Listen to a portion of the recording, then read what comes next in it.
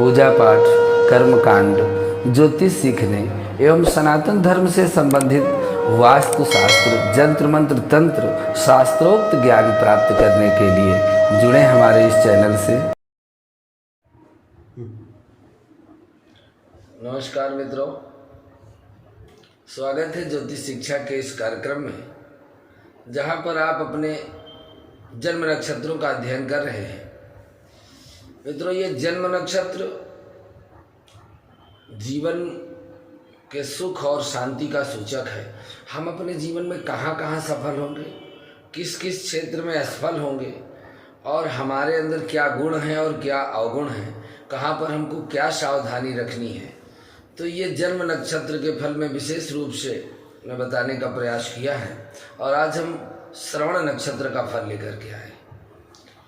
यदि आपका भी जन्म इस श्रवण नक्षत्र में हुआ है, आपकी मकर राशि बनती है, तो आपके लिए ये आज की जानकारी बड़ी महत्वपूर्ण है। नक्षत्रों के क्रम के अनुसार यह 22वां नक्षत्र है और इस नक्षत्र के अधिष्ठात्र देवता भगवान विष्णु हैं और इसके स्वामी ग्रह चंद्रमा है। इस नक्षत्र में 3 तारे बनाए गए हैं। भगवान विष्णु के 3 पद चिन्ह हैं। श्रवण नक्षत्र का अर्थ होता है सुनना। श्रवण अर्थात सुनना। क्या सुनना? ख्याति, कीर्ति के लिए लिया गया है। श्रवण का एक अन्य नाम अश्वस्थ या पीपल के वृक्ष से भी लिया गया है। तैत्रीय उपनिषद में श्रवण को श्रोण भी कहा गया है। श्रवण नक्षत्र के जो व्यक्ति हैं, उनके शारीरिक गठन के विषय में यदि हम देखें तो इसमें मिलता है कि जातक लंबे होते हैं, दुबले पतले होते हैं अथवा सामान्य कद शरीर वाले होते हैं। चेहरे पर कोई चिन्ह या तिल का निशान हो सकता है। कई मामलों में जातक के कंधों के नीचे तिल का निशान पाया जाता है। नाक की जो ढोड़ी होती है वह उठी हुई होती है। दांत कुछ हल्के से बड़े होते हैं और दांतों के मध्य में कुछ अंतर पाया जाता है। चेहरे की तुलना में सिर कुछ बड़ा होता है। ऐसे श्रवण नक्षत्र में जन्म लेने वालों की आकृति होती है। श्रवण नक्षत्र को वैदिक ज्योतिष में एक शुभ नक्षत्रों की श्रेणी में लिया गया है। इस नक्षत्र का नाम भारतीय पौराणिक चरित्र श्रवण कुमार से लिया गया है। उनके माता पिता अत्यंत भक्त के नाम से जाना जाता है। इस नक्षत्र के जातक अपने माता पिता के भी बड़े भक्त होते हैं, धार्मिक होते हैं, शुद्ध और पवित्र होते हैं। श्रवण नक्षत्र में पैदा हुए जातक अपने कर्तव्यों के प्रति पूर्ण रूप से अपनी जिम्मेदारी रखते हैं, बहुत भरोसेमंद होते हैं और कभी भी किसी के विश्वास को चोट नहीं पहुंचाते। श्रवण मूल निवासी धार्मिक अनंत सत्य की खोज करने में लगे रहते हैं। लोग उन्हें अपनी आध्यात्मिक और ईमानदार प्रकृति के लिए एक अच्छी आजीविका कमाते हैं। उनके चरित्र की ओर एक विशेषता यह है कि वो कामों के बारे में बहुत सचेत रहते हैं। जो जिम्मेदारी उनके ऊपर है उसको सावधानी से पूरा करते हैं। इसी कारण से उनके काम में आसानी से कोई गलती निकाल पाना किसी के लिए संभव नहीं है। श्रवण नक्षत्र के जातक कई विचार और योजनाओं को बनाने में योग्यता भी रखते हैं, लेकिन कई बार गुप्त शत्रुओं के कारण इन्हें अपनी योजनाओं को अधूरा ही छोड़ देना पड़ता है। श्रवण नक्षत्र के कारण जातक में आत्मसम्मान, साहस और उत्साह उत्पन्न होता है और जातक निडर होता है।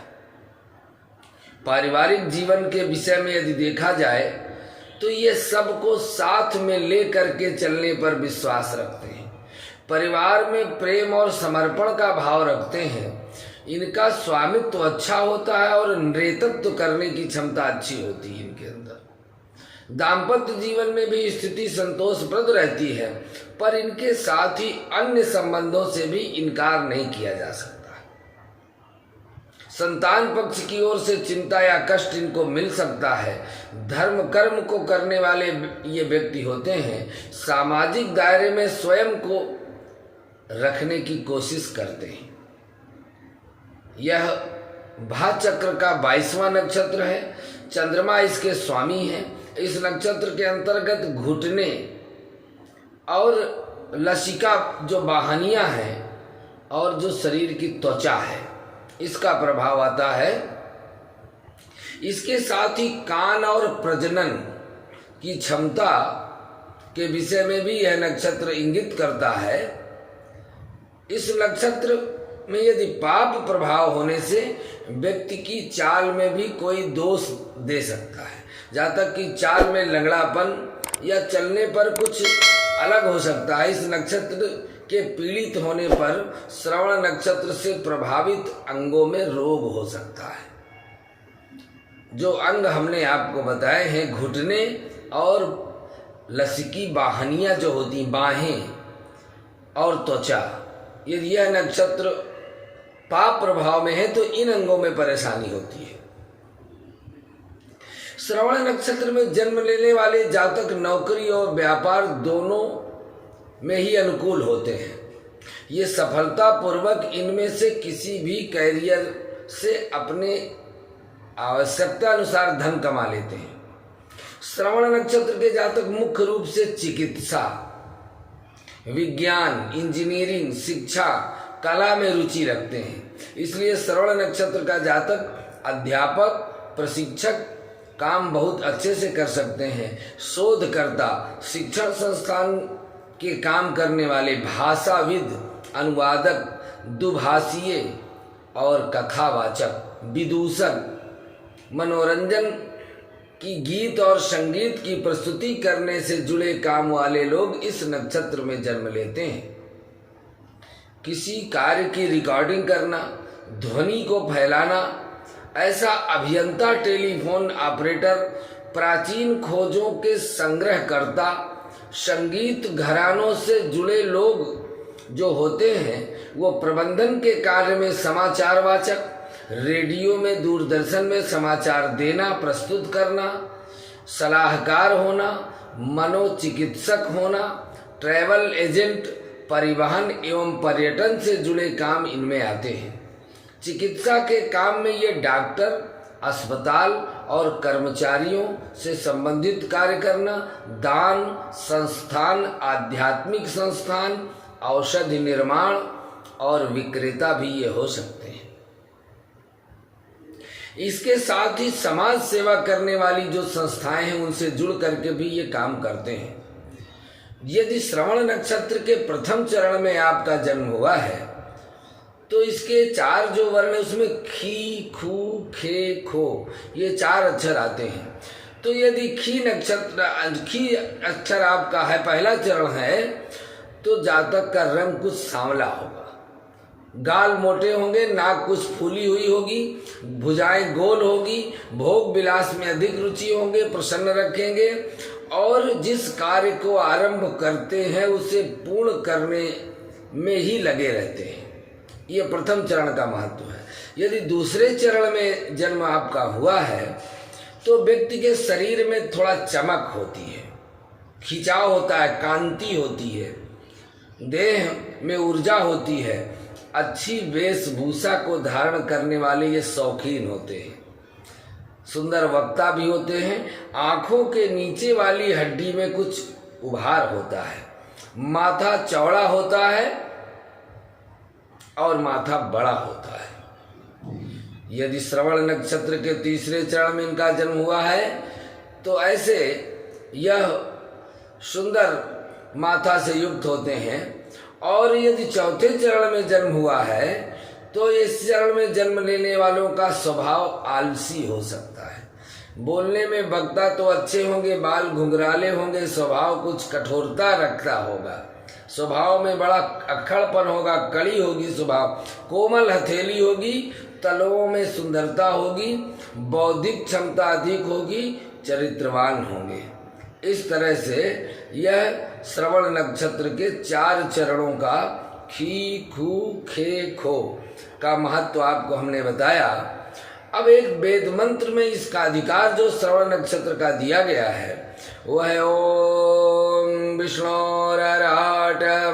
विष्णु स्रोपस्यो विष्णु स्योरसि विष्णु ध्रुवोसि वैष्णवमसि श्री विष्णुर्वेत्वा ओम विष्णवे नमः।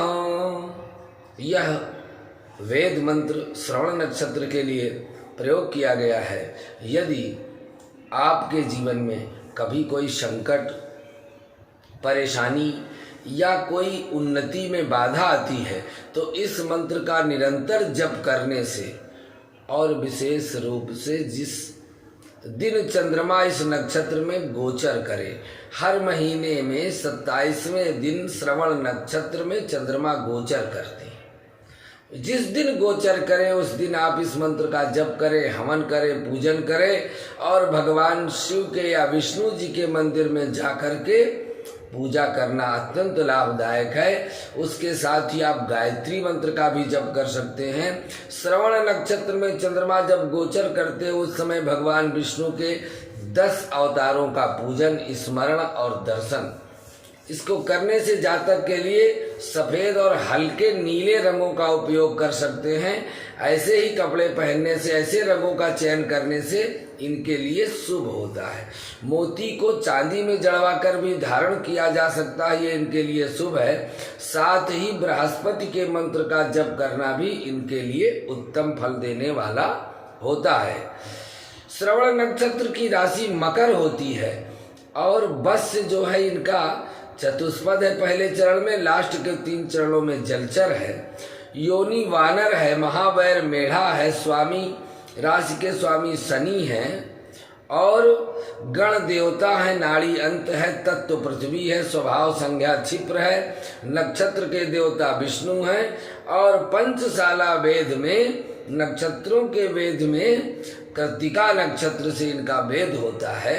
इस तरह से आपको हमने श्रवण नक्षत्र के विशेष गुणों को बताने का प्रयास किया और इस तरह से ये 27 नक्षत्रों का क्रम आपके जीवन में, यदि इन नक्षत्रों में आपका जन्म हुआ है तो उनके गुणों और उनकी सावधानियों को ग्रहण करके आप अपने जीवन को उज्जवल बना सकते हैं। फिर भी यदि आपको किसी भी तरह से ज्योतिष से संबंधित कोई परामर्श लेनी है तो आप हमको पर्सनल रूप से व्हाट्सएप कर सकते हैं और अपनी कुंडली का विश्लेषण करा सकते हैं।